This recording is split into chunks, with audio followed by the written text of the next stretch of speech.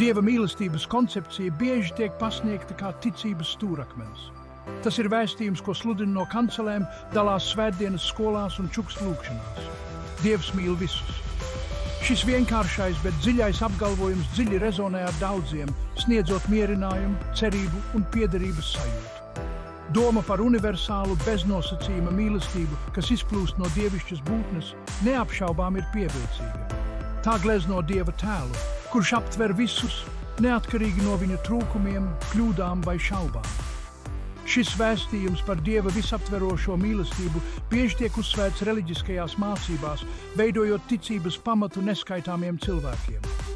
Tomēr, tāpat kā ar daudziem ticības un garīguma aspektiem, jautājums par Dieva mīlestību nav bez sarežģījumiem.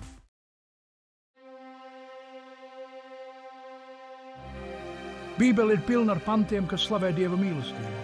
Šie panti sniedz mierinājumu un pārliecību, apstiprinot mīlestību, kas ir nesatricināma un absolūta.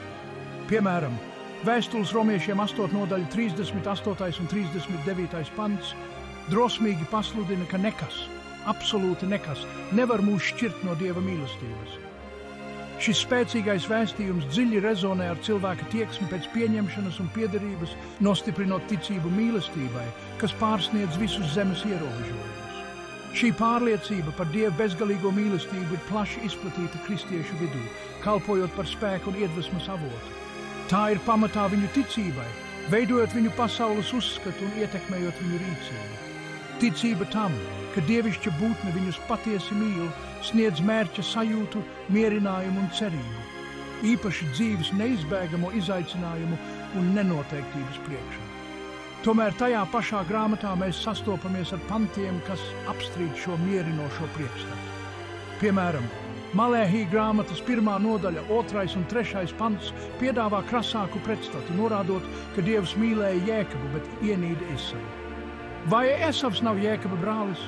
Saka tas kungs, un tomēr es mīlu Jēkabu un ienīstu Esavu, un es esmu viņa kalnāju pārvērtis par neauglīgu kailatni un viņa mantojuma tiesu par tuksnesi šakāļiem. Šis pants ar savu tiešumu un šķietami nepārprotamo valodu ienes satraucošu disonanci Dieva universālās mīlestības stāstā.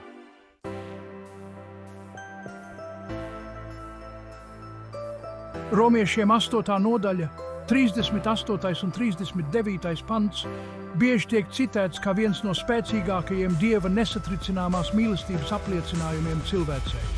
Tāpēc es esmu pārliecināts, ka ne nāve, ne dzīvība, ne eņģeļi, ne varas, ne lietas esošās, ne nākamās, ne spēki, ne augstumi, ne dziļumi, ne cita kāda radīta lieta mūs nevarēs šķirt no Dieva mīlestības, kas atklājusies Kristu Jēzu mūsu kungā.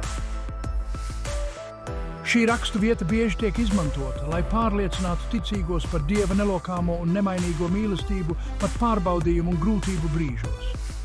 Šis visaptverošais šķiršanās noliegums cenšas aptvert visus iespējamos draudus, uzsverot Dieva mīlestības visvarenību un visur klātbūtni. Daudziem kristiešiem šī rakstu vieta kalpo kā viņu ticības stūrakmens.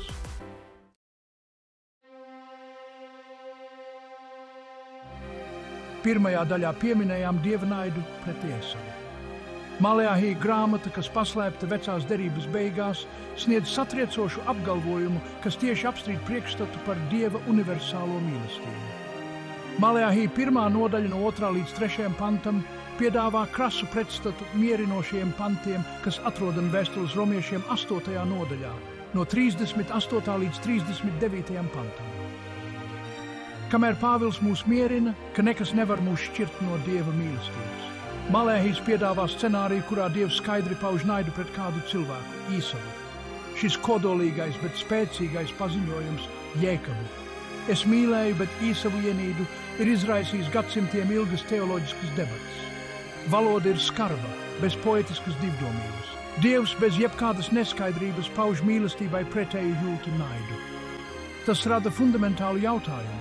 Ja Dievs spēj ienīst, vai viņa mīlestību patiesi var uzskatīt par visaptverošu un beznosacījumu? Šī panta sekas ir dziļas. Tas apstrīd pašus pamatus ticībai, kas balstīta uz Dieva universālās mīlestības ideju. Ja Dievs var izvēlēties ienīst vienu cilvēku, kas viņam liedz izjust to pašu pret citiem, Šis jautājums skar mūsu izpratnes pamatus par dievišķo taisnību un žēlastību.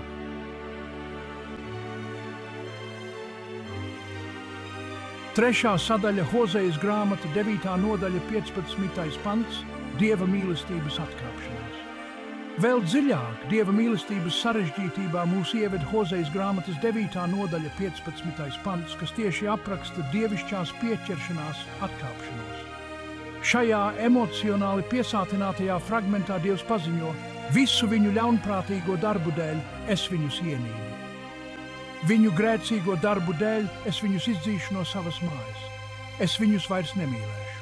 Šis paziņojums, atšķirībā no Ēzava gadījuma, nav vērsts uz konkrētu individu, bet gan uz izrēliešiem, Dieva izredzēto tautu. Viņu pastāvīgā elgdievība un nepaklausība, neskatoties uz atkārtotiem brīdinājumiem un dievišķās žēlastības darbiem, noved pie lūzuma punkta viņu attiecībās ar Dievu. Šis pants apstrīd priekšstatu par Dieva mīlestību kā nesaraujamu saiti. Valoda ir nepārprotama, Dieva mīlestība ir nosacīta, atkarīga no paklausības un uzticības.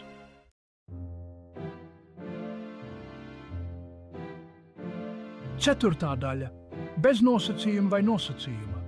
Dilemma padziļinās. Iedziļinoties Bībeles stāstījumā, jautājums par Dieva mīlestību kļūst arvien sarežģītāks. Tādi panti kā Malēhija grāmatas 1. nodaļas 2. un 3. pants un Hozejas grāmatas 9. nodaļas 15. pants ievieš nosacījumus un ierobežojumus, kas apšauba plaši izplatīto pārliecību par Dieva universālo un beznosacījumu mīlestību. Bībele, tā vietā, lai sniegtu vienkāršu atbildi, piedāvā pretrunīgu dievišķās mīlestības attēlojumu.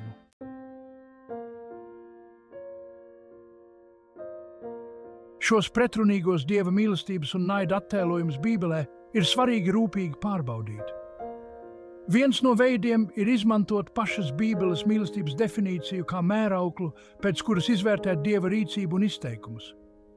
Pirmās vēstules korintiešiem 13. nodaļā no 4. līdz 7. pantam ir sniegta visaptveroša un bieži citēta mīlestības definīcija. Mīlestība ir pacietīga, mīlestība ir laipna. Tā neapskauž, tā nelepojas, tā nav iedomīga. Tā neapvaino citus, tā nemeklē savu labumu, tā neiedusmojas, tā nepiemin ļaunu. Mīlestība nepriecājas par netaisnību, bet priecājas par patiesību. Tā vienmēr aizstāv, vienmēr uzticas, vienmēr cer, vienmēr pastāv. Rūpīgi pārbaudot Bībeles stāstus caur šīs definīcijas prizmu, mēs varam novērtēt, vai Dieva rīcība vienmēr atbilst šīm mīlestības īpašībām. Lai gan Bībelē neapšaubām ir fragmenti, kas saskan ar pirmās vēstules korintiešiem aprakstītajām mīlestības īpašībām. Tajā ir arī daudzi gadījumi, kad Dieva rīcība ir pretrunā ar šiem pašiem principiem. Viena no pirmajām mīlestības īpašībām, kas aprakstīta pirmajā vēstulē korintiešiem, ir pacietība. Tomēr, kad mēs aplūkojam Bībeles stāstījumu, mēs sastopamies ar daudziem gadījumiem, kad Dieva rīcība ir pretrunā ar šo īpašību. Piemēram, 7. psalmā 11. pantā ir teikts: Dievs ir taisnīgs tiesnesis, Dievs, kas dusmojas ikdienas. Šis pants liek domāt, ka Dieva dusmas nav īslaicīgas emocijas, bet gan ikdienas pieredze. Šis mūžīgi dusmīgā Dieva attēlojums ir tiešā pretrunā ar dievišķās pacietības jēdzienu. Pacietība nozīmē iecietību, vēlmi paciest pārestību bez tūlītējas atriebības. Tomēr psalmists apraksta Dievu, kurš ir pastāvīgi saniknots par grēku, kura sods ir vienmēr klātesoša realitāte. Turklāt 2. psalmā, 12. pantā ir brīdinājums: kalpojiet tam kungam ar bijāšanu un ar sirds trīsām skūpstiet dēlu, lai viņš nedusmo un jūs neiet bojā savos ceļos, jo ātri iedegas viņa dusmas. Bet svētīgi visi, kas pie viņa tveras. Šis pants ne tikai vēlreiz apstiprina Dieva ātro raksturu, bet arī skaidri sasaista to ar iznīcības draudiem. Tie, kas izraisa Dieva dusmas, saskaras ar ātru un nežēlīgu sodu.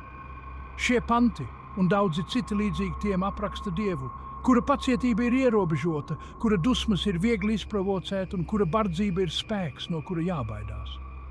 Šis attēlojums ir krasā pretstatā pacietīgajam, lēnprātīgajam Dievam, kas bieži tiek attēlots sprediķos un svētdienas skolas stundās.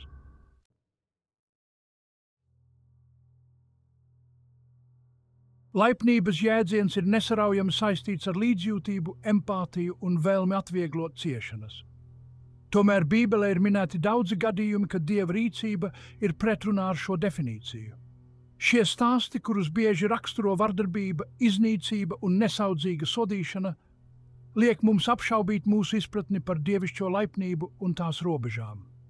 Hozejas grāmatas 14. nodaļā, 1. pantā ir īpaši drausmīgs Dieva sprieduma attēlojums. Tajā teikts: Samariju izpostīs un pārvērtīs par tuksnesi, jo viņi ir nepaklausīgi savam dievam, viņiem būs jākrīt no zobena, viņu mazos bērnus sašķaidīs un viņu grūtās sievas uzšķērdīs ienaidnieki. Šajā pantā detalizēti aprakstīts briesmīgais liktenis, kas sagaida tos, kas ir izraisījuši Dieva dusmas. Attēls, kurā zīdaiņi tiek sadauzīti gabalos un grūtnieces atgrieztas vaļā, ir ārkārtīgi satraucošs pat tiem, kas ir pieraduši pie vecās derības, bieži vien vardarbīgajiem stāstiem. Šādu nežēlību ir grūti samierināt ar priekšstatu par laipnu un mīlošu Dievu. Soda nesaudzīgais raksturs, kas attiecas pat uz visnevainīgākajiem, vēl vairāk pastiprina šausmu sajūtu.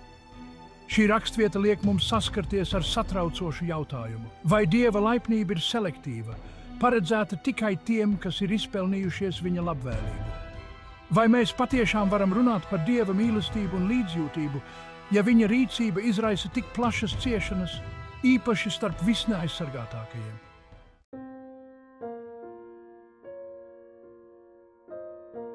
Doma, ka Dievs varētu just skaudību, cilvēcisku emociju, kas bieži saistīta ar nedrošību un alkatību, šķiet pretrunā ar dievišķo dabu.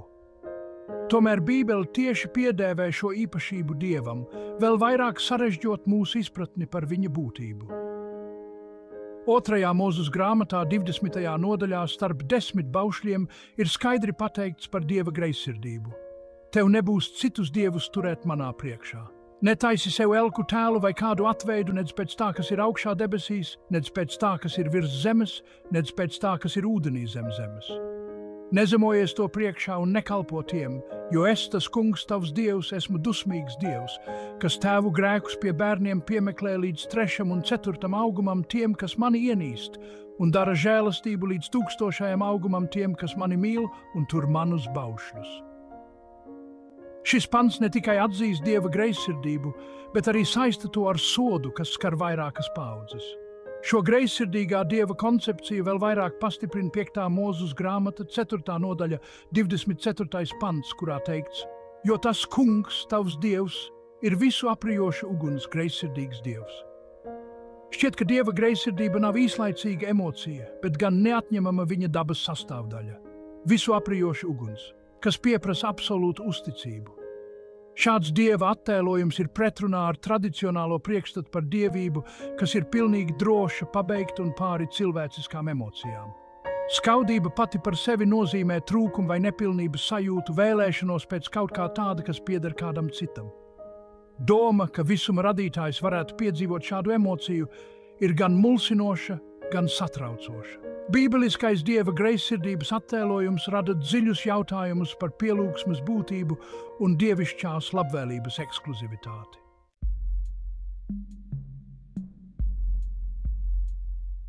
Pazemība bieži tiek slavēta kā tikums, apliecinājums sevis apzināšanai un savu ierobežojumu atzīšanai. Tomēr Bībele attēlo Dievu, kurš bieži vien lepojas, pasludinot savu spēku, suverenitāti un nepārspējamo diženumu. Šī acīmredzamā pretruna liek mums apšaubīt mūsu izpratni par Dieva raksturu un viņa attiecībām ar cilvēci. Ujeba grāmata piedāvā spilgtu piemēru Dieva pašpaaugstināšanai. Vētras virpulī Dievs apšauba Ujeba ierobežoto izpratni, jautājot: Kur tu biji tolaik, kad es zemi veidoju? Pasaki to, ja tev ir tāds gudrs prāts.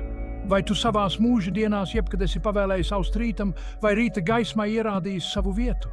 Šie retoriskie jautājumi, kas tiek uzdoti ar neapstrīdamu autoritāti, uzsver milzīgo plaisu starp Dieva bezgalīgo spēku un cilvēka niecību. Jesajas 46. nodaļas 9. un 10. panti vēl vairāk ilustrē Dieva tieksmi lepoties sakot: Pieminiet notikumus kopš seniem laikiem, ka es esmu Dievs un cita nav neviena, Dievs, kam nav cita līdzīga. Es no iesākuma pasludināju gala iznākumu, kopš laika gala to, kas vēl nebija noticis sacīdams. Mans lēmums piepildīsies. Es īstenošu visu, kas man patīk. Šī rakstvieta neatstāja vietu šaubām par Dieva lepnību. Lai gan daži varētu interpretēt šos apgalvojumus kā vienkāršus faktus, to tonis un konteksts bieži vien liecina par lepnumu un sevis paaugstināšanu.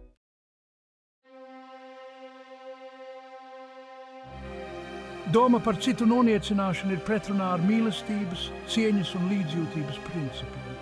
Tomēr Bībelē ir sniegti piemēri, kuros Dieva rīcība, īpaši pret tiem, kas ir uzticīgi, ir krasā pretrunā šiem pašiem principiem. Šeit Ieba stāsts piedāvā neapstrīdamu dievišķā negoda piemēru.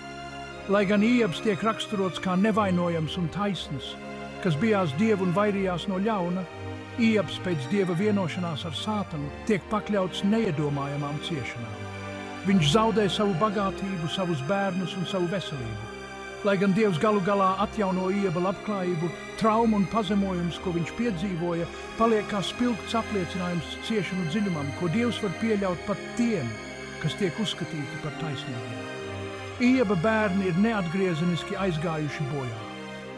Fakts, ka Ieba sāpes tiek nodarītas nevis viņa paša rīcības, bet gan kosmiskas derības starp Dievu un Sātanu rezultātā, vēl vairāk sarežģīja mūsu izpratni par dievišķo taisnīgumu un līdzjūtību. Šie stāstījumi liek mums stāties pretī nepatīkamai realitātei, ka Bībeles Dieva tā saucamā mīlestība un labvēlība nepasargā individus no Dieva pieļautajām ciešanām un pazemojumiem.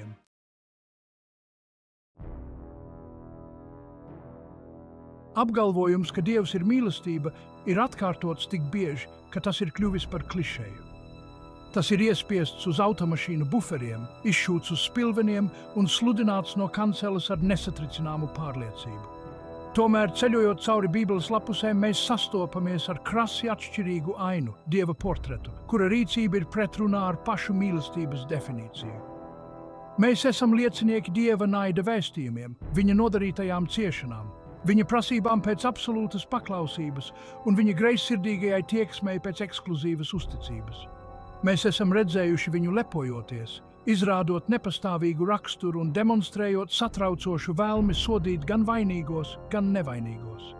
Šie Bībeles stāsti, kas bieži tiek atmesti malā vai skaidrot ar teoloģisku vingrošanu, atklāja fundamentālu pretrunu kristīgās ticības centrā.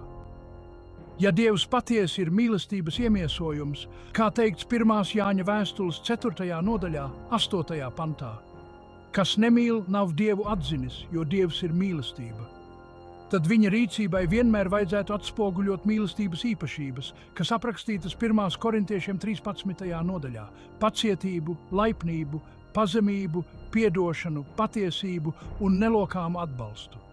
Tomēr atkal un atkal mēs redzam, ka Dievs neatbilst šiem ideāliem. Viņš izrāda favorītismu, piemēro nežēlīgus sodus un pieprasa nelokāmu pielūgsmi, pat līdz pat mūžīgas pazušanas draudiem tiem, kas neatbilst viņa standartiem. Pierādījumi, kas iegūti tieši no Bībeles lapusēm, ir nenoliedzami. Bībeles Dievs nav Dievs, kuru var vienkārši raksturot kā mīlestību, bet drīzāk kā kaprīzu, ātru uz dusmām un pielūgsmes augstošu.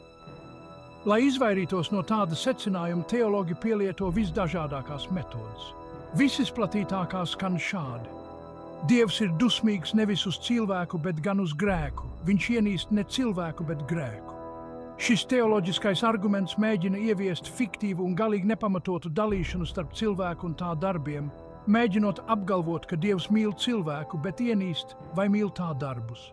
Sadalot cilvēka būtni divās daļās, kur viena daļa ir cilvēks, bet otra tā darbi.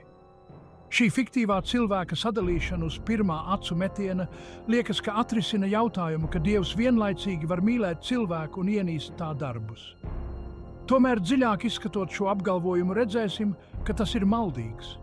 Ja tā būtu, ka cilvēks sastāvētu no divām daļām, darbiem un paša cilvēka, tad sodīt vai sūtīt uz elli par ļauniem darbiem vajadzētu darbus, nevis pašus cilvēkus. Tieši tas pats būtu arī labo darbu gadījumā.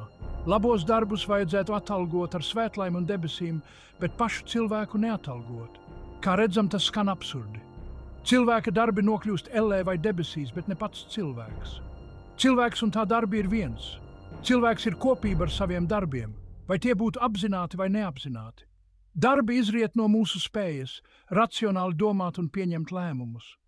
Turklāt arī Bībelē Dievs soda visu cilvēku, nevis vienīgi tā darbus.